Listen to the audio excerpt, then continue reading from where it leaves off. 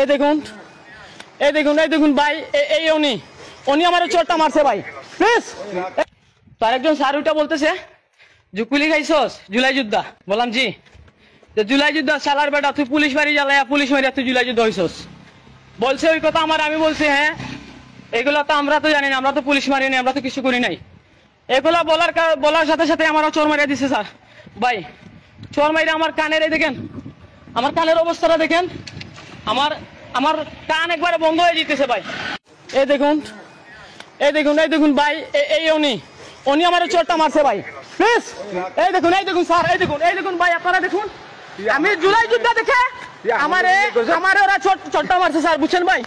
আমি যদি ফজরের পর যদি দোকান খুলেছি আমার অপরাধ হয়ে থাকে, এই দেখুন ভাই, এই দেখুন কি জাপ্তি করতেছে ভাই, দেখুন আমি যদি ফজরের পরে দোকান খুলেছি আমার অপরাধ হয়ে থাকে স্যার, তাহলে শুনুন না আপনি স্যার। এখন আমি ভিডিও মাধ্যমে আসার কারণ হচ্ছে ভাই, আমি একজন জুলাই যোদ্ধা, সিলেট গেজেটভুক্ত।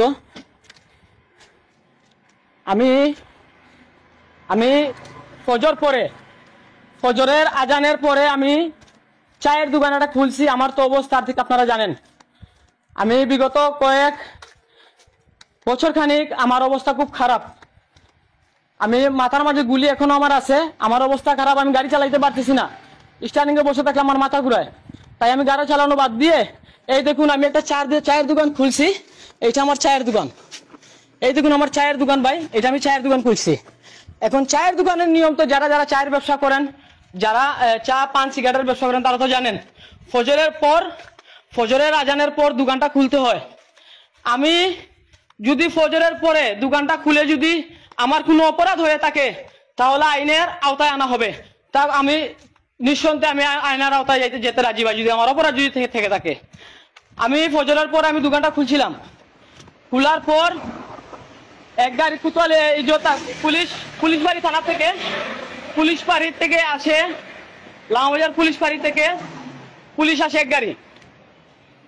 আসার পরে ওনারা আমার জিজ্ঞাসা করে যে এখানে কি, আমি বললাম দোকান খুলে রাখছি স্যার, আমরা তো ফজর পরে খুলি আমাদের ব্যবসার জন্য, যে কয়েকটা কাস্টমার আসে নামাজের পর আমরা বিক্রি করি। তো ভাই এগুলা দিয়ে আমার তো চলতেছে সংসার, আমি তো গাড়ি চালাইতাম, এখন আর গাড়ি চালাই না, শরীরের অবস্থার কারণে গুলি খাইছি তাই। তো আরেকজন স্যার ওইটা বলতেছে যে কুলি খাইছস জুলাই যোদ্ধা। বললাম জি। জুলাই যোদ্ধা শালার বেটা, তুই পুলিশ বাড়ি জ্বালায়া পুলিশ মারিয়া তুই জুলাই যোদ্ধা হইছস। বলছে ওই কথা আমার, আমি বলছি হ্যাঁ এগুলো তো আমরা তো জানি না, আমরা তো পুলিশ মারিনি, আমরা তো কিছু করি নাই। এগুলা বলার সাথে সাথে আমারও চোর মারিয়া দিছে স্যার।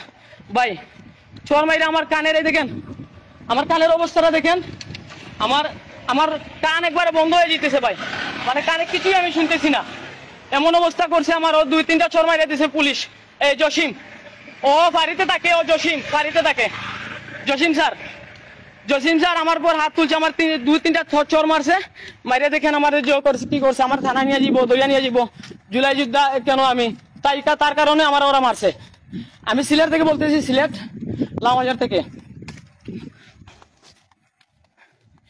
তো ভাই এটা আমি ভাই, আমার যদি কোনো অপরাধ যদি থেকে থাকে ভাই, আমি যদি ফজরের পরে যদি দোকান খুলে যদি আমার কোনো অপরাধ হয়ে থাকে তাহলে প্রবলেম না ভাই, আমি আইনের আওতায় স্বেচ্ছায় গিয়ে আমি আইনের আত্মসমর্পণ করবো ভাই। যে আমার অপরাধ, আমার কি অপরাধ ছিল, আমি কি করেছি ভাই। আমি ফজরের পরে দোকানটা খুলছি, ওই জায়গায় ফজরের পর দোকান খোলার পরেও আমার কি করছে, আমি থানায় নিয়ে যাইবা, আমি বললাম স্যার 1 মিনিট স্যার, আমার কি দোষ স্যার, আমি ফজর পরে দোকান খুলি স্যার, সবসময় তো খুলি স্যার, আপনারা তো দেখেন, আজকে কেন ভাই স্যার একরকম করতেছেন স্যার। এই কথা আমি বলার সাথে সাথে আমার তো জুলাই যুদ্ধে আমি যেমনি বলছি, আমার চোর থাবা চুষি শুরু করছে স্যার, বুঝছেন ভাই আমি কি অপরাধ করছি ভাই। দেখেন ভাই এই জায়গায় আছে ভাই জসিম ভাই, জি এই পুলিশ বাড়িতে থাকে ভাই, আমি দেখাইতেছি ভাই ওনার চেহারাটা, আমি একটা দেখাইতেছি।